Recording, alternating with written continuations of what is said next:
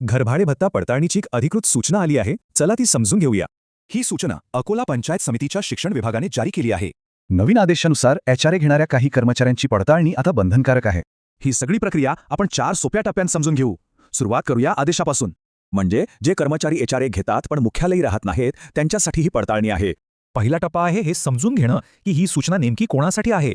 ही सूचना शिक्षक, ग्रामसेवक, आरोग्य कर्मचारी आणि बाल विकास विस्तार अधिकाऱ्यांसाठी आहे. आता बघूया दुसरा टप्पा, म्हणजे ह्यासाठी नक्की कोणती कागदपत्र लागणार आहेत. यासाठी आधार कार्ड, वीज बिल, कर पावती, भाडे करार आणि केंद्र प्रमुखांचं पत्र आवश्यक आहे. आणि हो, हा पुरावा 2024-25 आणि 2025-26 या दोन्ही वर्षांसाठीचा असायला हवा. तिसरा टप्पा आहे अंतिम मुदतीचा, आणि ही मुदत खूपच कमी ठेवण्यात आली आहे. ही सर्व कागदपत्र सादर करण्यासाठी फक्त 3 दिवसांचीच मुदत होती.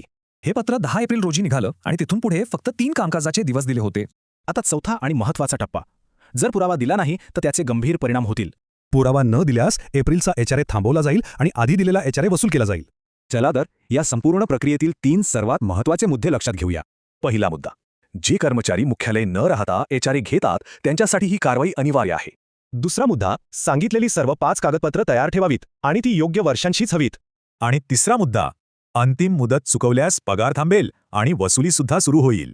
या निमित्ताने एक प्रश्न उभा राहतो की अशा प्रशासकीय प्रक्रिया अधिक सोप्या कशा करता येतील.